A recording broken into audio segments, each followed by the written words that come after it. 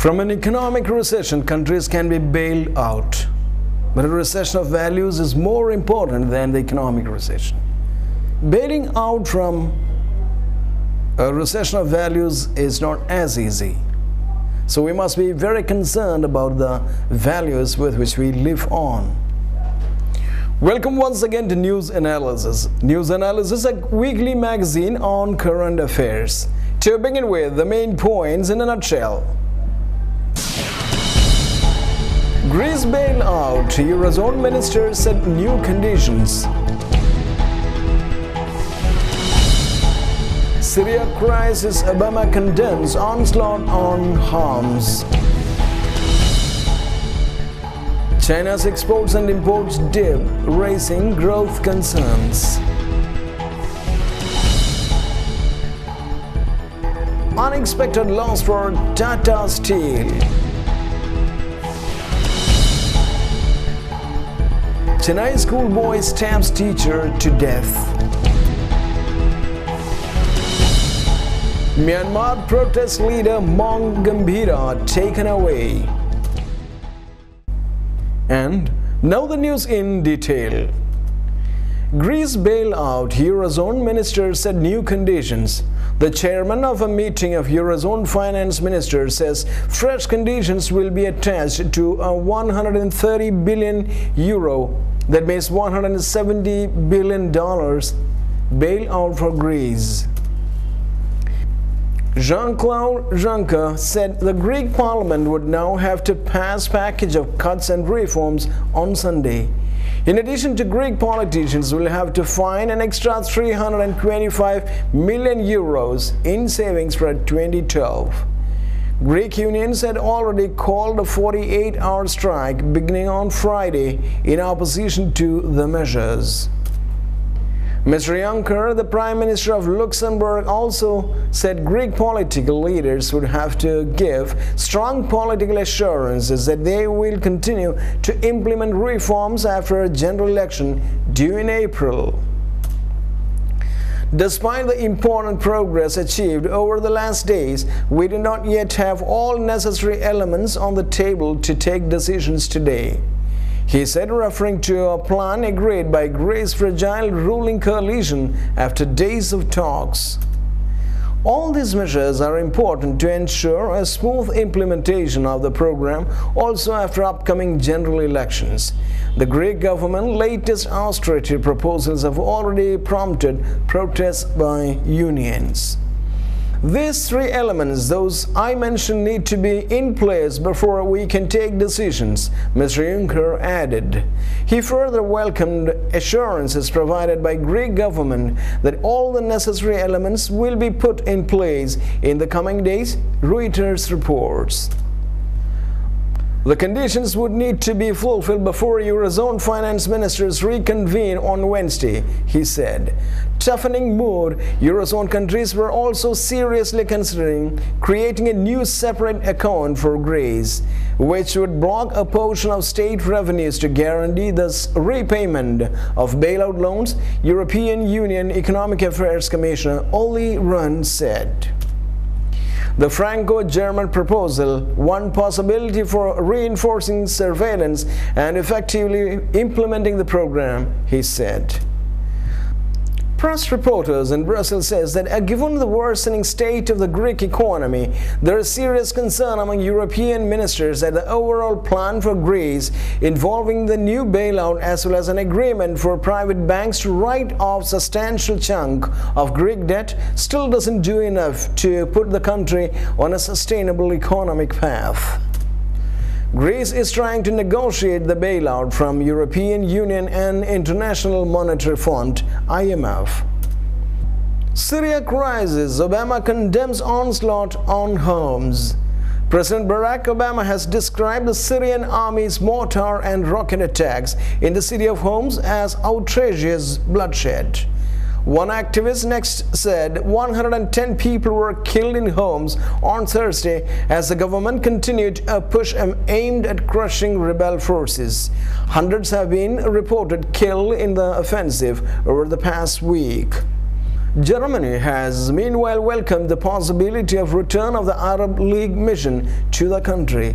The international community is struggling to find a way to resolve the crisis after Russia and China blocked a UN resolution drafted by Arab and European countries on Saturday, calling on President Bashar al-Assad to hand over power to his deputy.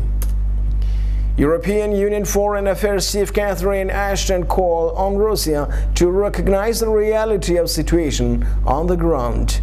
Restarting the Arab League mission in partnership with the UN would serve peace and balance, German Foreign Minister Guido Westerwelle said, according to AFP.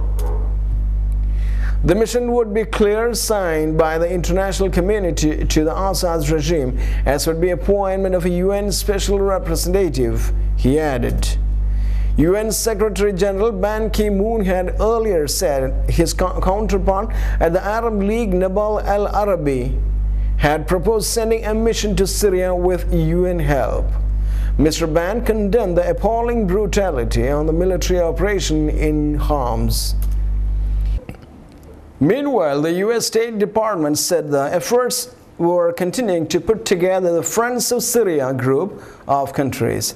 Assistant Secretary of State for Near East Affairs Jeffrey Feltman said he has been dispatched to Morocco, France and Bahrain to discuss the group's membership and its mandate, AP reports.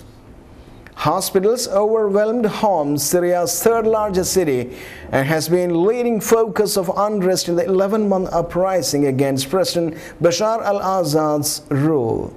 The assault on Homs is focused on districts that are controlled by rebel forces, in particular the Baba Amr district. Press reporters in neighboring Lebanon says there are armed rebels in the area, but also many civilians. During lulls in the onslaught, Syrians are using loud hailers to appeal for blood donations and medical supplies, the Associated Press news agency reports. Human Rights Watch group said the blockade of the cities by government forces meant victims of the shelling were being denied adequate medical treatment, saying makeshift hospitals were being overwhelmed with the dead and wounded. The army says it's fighting foreign-backed armed groups. Army defectors have joined rebel forces in Homs and other parts of Syria in recent months. Government troops have stepped up operations in Syria's borders in an effort to stop arms reaching the rebels, reports say. Continuing army operations against the rebels are also being reported in the northern city of Idlib, the southern province of Dara, and the town of Zabadani, north of Damascus.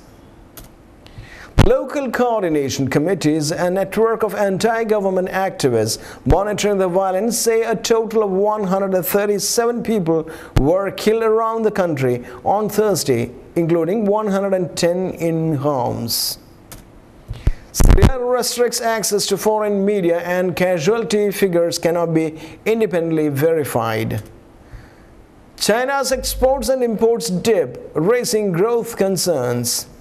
China's exports fell in January, the first decline in more than 2 years, raising fresh concerns about the impact of a global slowdown on its economy. Exports fell 0.5% from a year earlier amid sluggish global demand. Shipments were also hurt as factories were shut during the Lunar New Year. Meanwhile, imports dipped 15.3%, raising fears about slowing domestic demand. China has been trying to boost domestic consumption in a bid to offset slowing exports and rebalance its economy. We believe the major drag and the biggest risk to China's growth in 2012 is weaker external demand caused by the ongoing Eurozone debt crisis. Ting Lu Bank of America Merrill Lynch analysis said, while the closure of establishment during the Chinese New Year affected the numbers, the decline could not be attributed to the festival alone. They said that the bigger-than-expected drop, especially in imports, were worrying as it gave indication of slowing growth. The collapse of imports begs particular attention, said Ren Xiaofeng of IHS Global in Beijing. A fall of over 15% in January cannot be entirely explained by the lunar calendar and adds weight to the view that economic output is lower than headline indicators might suggest. Earlier this month, the China Federation of Logistics and Purchasing reported that the import index for January fell to 46.9 from 49.3 in the previous month, showing slowing demand at home. Despite these numbers, analysts said the dip was likely to be short-lived and imports may start to rise in the coming months.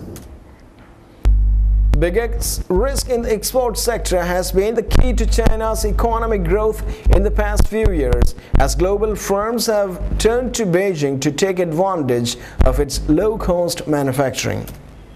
However, a slowdown in the US and the Eurozone, which are two of the biggest markets for Chinese goods, has seen the pace for growth of shipments slow in recent months. The debt crisis in the Eurozone and high rate of unemployment in the US have hurt consumer confidence and dented demand for Chinese goods. Official figures on Friday showed that the bilateral trade between China and the European Union fell more than 7% in January. Analysts said the ongoing debt issues in the Eurozone were the biggest threat to China's growth. We believe the major drag and the biggest risk to China's growth in 2012 is weaker external demand caused by the ongoing Eurozone debt crisis, said Ting Lu of Bank of America Merrill Lynch in Hong Kong. European economists expect a moderate Eurozone recession at 0.6% in 2012, while nobody knows the exact probability and severity of a collapse of the Eurozone this year. Unexpected loss for Tata Steel. Tata Steel, the largest producer in India. Unexpected loss for Tata Steel. Tata Steel, the largest producer in India, unexpectedly reported a loss for the last 3 months of 2011, hit by weak demand. The company saw net loss of 6.3 billion rupees, that means $122 million, in the third quarter, Tata Steel said in a statement. That is to be compared with a net profit of 10 billion rupees the year earlier. Higher prices for raw materials as well as a falling demand and prices in Europe contributed to the decline, Tata said. Analysts were expecting a 3.4 billion rupee net profit, according to Reuters news agency. The company operates 2/3 of its capacity in Europe, where the debt crisis is hitting demand. The head of Tata's European operations said he did not expect demand to pick up this year. We are accelerating cash conservation in expectation of muted but stable demand in core markets in 2012, he said in a statement. Analysts said Tata Steel was being squeezed from both sides. There hasn't been a demand uptick that was expected, so prices have come down, said Ravindra Deshpande from Tirur Securities in Mumbai.